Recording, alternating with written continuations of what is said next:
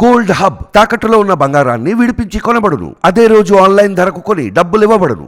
నమస్తే, welcome to మనం TV. ప్రస్తుత రాజకీయాల గురించి మనతో మాట్లాడడానికి డాక్టర్ భరత్ రెడ్డి గారు ఉన్నారు. నమస్కారం సార్. నమస్తే సార్, ఏపీ రాజకీయాలు చూస్తుంటే అంటే ఈరోజు పులివెందుల్లో నామినేషన్ వేయడం జరిగింది జగన్ గారు. నామినేషన్ అనంతరం ఫస్ట్ టైం వివేకానంద రెడ్డి గారు హత్య గురించి మాట్లాడడం జరిగింది నామినేషన్ తర్వాత. అంటే నా తమ్ముడు ఎలాంటి తప్పు చేయలేదు కాబట్టి నా పక్కన టికెట్ ఇచ్చి కూర్చోబెట్టుకున్నాను, కావాలనే నా చెల్లెల్ని నా మీదకి పంపిస్తున్నాడు చంద్రబాబు నాయుడు.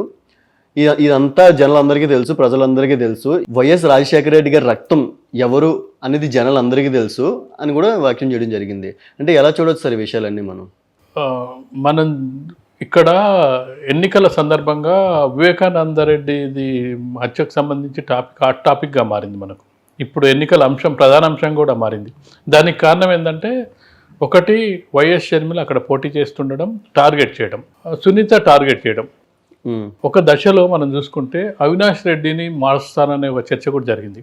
అవినాష్ రెడ్డి చేయించాడు వివేకానంద రెడ్డి హత్య కేసు అనేది ప్రధానంగా సునీత కానీ అలాగే వైఎస్ షర్మిల కూడా ఆరోపిస్తున్న నేపథ్యంలో ఈరోజు నామినేషన్ ప్రక్రియ చివరి తేదీ అవడంతో ఒక దశలో అవినాష్ రెడ్డిని మార్చి మరొక వ్యక్తిని కూడా అక్కడ పోటీకి నిలిపే అవకాశం ఉంది కడప ఎంపీ స్థానం నుంచి అని చెప్పడం ద్వారా మొదటిసారిగా మనం చూసినట్టయితే జగన్మోహన్ రెడ్డి వివేకానంద రెడ్డి హత్యకు సంబంధించి అలాగే అవినాష్ రెడ్డి పాత్రకు సంబంధించి కూడా మొదటిసారి తన అభిప్రాయం చెప్పడం జరిగింది. జగన్మోహన్ రెడ్డి వ్యాఖ్యలు ఈరోజు చూసుకున్నట్టయితే, అవినాష్ రెడ్డికి ఎలాంటి సంబంధం లేదు కాబట్టే నేను టికెట్ ఇచ్చాను, అవినాష్ రెడ్డి హత్యతో సంబంధం ఉన్న అవినాష్ రెడ్డికి టికెట్ ఇచ్చారని చెప్పి ఆరోపణ వైఎస్ షర్మిల చేస్తుంది, సునీత కూడా చేస్తుంది. ఈ సందర్భంగా అది కాదు అని చెప్పే ప్రయత్నం ఈరోజు నామినేషన్ చివరి రోజు చెప్పడం జరిగింది. ఇక పులివెందులలో అందరికీ తెలుసు వివేకానంద రెడ్డి హత్య ఎవరు చేశారని తెలుసు, కానీ అవినాష్ రెడ్డి మాత్రం చేయలేదని చెప్పే ప్రయత్నం చేశాడు. దానికి కారణం వైఎస్ షర్మిల ఆరోపణలు, అలాగే డాక్టర్ సునీత ఆరోపిస్తున్న నేపథ్యంలో వాటిని సమర్థించుకునే ప్రయత్నం చేశాడని చెప్పి ఈరోజు చివరి రోజు చెప్పొచ్చు. ఇక మనం చూసుకున్నట్టయితే దాదాపుగా అవినాష్ రెడ్డి చేయించాడు అని చెప్పి వాళ్ళు ప్రధానంగా ఆరోపిస్తున్నారు. అవినాష్ రెడ్డి చేయించాడు, ఈ విషయం జగన్మోహన్ రెడ్డికి కూడా తెలుసు అని చెప్పడం జరిగింది. కానీ ఎన్ని ఆరోపణలు వచ్చినప్పటికీ జగన్మోహన్ రెడ్డి ఈ హత్య గురించి కానీ అలాగే అవినాష్ రెడ్డి దానికి సంబంధించి వాళ్ళ బాబాయ్ హత్య గురించి కానీ ఎలాంటి వ్యాఖ్యానాలు చేయలే. మొదటిసారి వ్యాఖ్యానించినట్టుగా ఉన్నాడు. దాంతోపాటుగా మనకు ఈ వీళ్ళ పాత్ర వెనుక చంద్రబాబు నాయుడు పాత్ర ఉందని చెప్పకనే చెప్పిండు. చంద్రబాబు నాయుడు పాత్ర, బీజేపీ పాత్ర ఉందని చెప్పడం జరిగింది. జనరల్గా అపోజిషన్ పార్టీకి మీద ఆరోపణలు చేస్తూ ఉంటారు. వైఎస్ షర్మిలను అలాగే చూసుకున్నట్టయితే డాక్టర్ సునీతను కూడా ఈ విధంగా ప్రిపేర్ చేసిందే టీడీపీ చంద్రబాబు నాయుడు చెప్పడం ద్వారా ఒక రాజకీయంగా దాన్ని ఎదుర్కొనే ప్రయత్నం చేశాడు. రాజకీయాల్లో ఏమైందంటే, ఇలాంటి ఆరోపణ చేసినప్పుడు, ప్రత్యారోపణ చేసినప్పుడు దానికి ప్రాధాన్యత తగ్గుతూ ఉంటుంది. ఆరోపణకు ప్రత్యారోపణ చేసినప్పుడు తగ్గుతూ ఉంటుంది. అదే నీకు ఎంక్వైరీ, సిబిఐ ఎంక్వైరీ ద్వారా కానీ మిగతా ఎంక్వైరీల ద్వారా కానీ స్పష్టమైన ఆధారాలను బయటపెట్టినప్పుడు అప్పుడు ఆరోపణకు ప్రాధాన్యం పెరుగుతుంటుంది. రాజకీయ ఆరోపణలు చేసుకున్నప్పుడు వాళ్ళు ఆరోపణలు చేసినారు, వీళ్ళు ఆరోపణలు చేసినారు. ఇప్పుడు చంద్రబాబు నాయుడు సమాధానం చెప్పాల్సి ఉంటుంది. అదేమవుతుంది, కాంగ్రెస్, వైసీపీ, టీడీపీల మధ్య మాటల యుద్ధంగా మారే అవకాశం ఉంటుంది. చంద్రబాబు నాయుడు టీడీపీ పార్టీ ఖచ్చితంగా అక్కడ సమాధానం చెప్పాల్సి ఉంటుంది. ఏం సమాధానం చెప్పాలి? మాకేం సంబంధం, మేము షర్మిలను మేమెందుకు ప్రోత్సహిస్తాం, డాక్టర్ సునీతను మేమెందుకు ప్రోత్సహిస్తాం, వాళ్ళకు అన్యాయం జరిగింది కాబట్టి వాళ్ళు ముందుకు వచ్చారని చెప్పాల్సిన పరిస్థితి. అంటే వాళ్ళని, టీడీపీని కూడా నీ మీదకి నెట్టేసాడు. మీ టీడీపీ పార్టీనే చంద్రబాబు నాయుడే వీళ్ళని రెచ్చగొడుతున్నాడని ఆరోపణ చేయడం ద్వారా టీడీపీని కూడా సీన్లకు అక్కడ కుటుంబం నుంచి ఏమవుతుంది, పార్టీ వైపు మళ్తుంది. అది అంటే పార్టీల మధ్య వారుగా మారుతుంది. ఇప్పటిదాకా మనం చూసినట్టు ఏం జరిగింది, అక్కడి వరకు కడప ఎన్నిక, పులివెందుల ఎన్నిక అనేది పార్టీ అంటే కుటుంబం మధ్య తగాదుగా మనం చూడొచ్చు. మా కుటుంబ సభ్యులే హత్య చేయించారనేది ఆరోపణ, షర్మిల గారి ఆరోపణ. ఆ నేపథ్యంలోనే వాళ్ళు పోటీ చేయడం జరుగుతుంది. ఇప్పుడు అవినాష్ రెడ్డి కూడా వాళ్ళ రిలేటివ్నే. అవినాష్ రెడ్డి అంతా కానీ ఇది రక్త సంబంధం కదా, రక్త సంబంధం ఉన్న వాళ్ళ మధ్యనే ఇప్పటి వరకు ప్రతి విమర్శలు జరుగుతున్న నేపథ్యంలో ఇప్పుడు టీడీపీని చంద్రబాబు నాయుడు లాగడం ద్వారా అది రాజకీయ విమర్శలకు దారితీసే అవకాశం ఉంటుంది. ఆ వైపుగా జగన్మోహన్ రెడ్డి మళ్ళినట్టుగా మనకు కనిపిస్తుంది. ఈ సిబిఐ ఎంక్వైరీ అంటే ఏల్సింది నువ్వే కదా, అంటే రూలింగ్లో ఉన్నది మీరే కదా, సిబిఐ ఎంక్వైరీని ఎందుకు జరగనట్లేదని షర్మిల గారు కూడా జరగడం జరిగింది. ఇంత తెలిసిండి కూడా అంటే ఇదంతా నమ్ముతారా? అంటే నేను రూలింగ్లో ఉన్నాను, నేను చేయిస్తే అయిపోద్ది అని జనాలకు తెలుసుండి కూడా అంటే నేను చేయించింది మా తమ్ముడు కాదు వేరే వాళ్ళు అంటే జనాలు నమ్ముతారంటారా? నమ్మించే ప్రయత్నం చేయడానికి రాజకీయ నాయకులు ఏం చేస్తుంటారంటే ఒక ఆరోపణలు వచ్చినప్పుడు ఆరోపణలు నిజం కాదని చెప్పడానికి రకరకాల ప్రయత్నాలు చేస్తుంటారు. సిబిఐ ఎందుకు ఎంక్వైరీ ఆగిపోయింది అనడానికి సంబంధం సిబిఐ నా చేతిలో ఉండదు, కేంద్ర ప్రభుత్వం దర్యాప్తు చేస్తుంది కాబట్టి కేంద్ర ప్రభుత్వాన్ని అడగాల్సిన ప్రశ్నగా చెప్తాడు.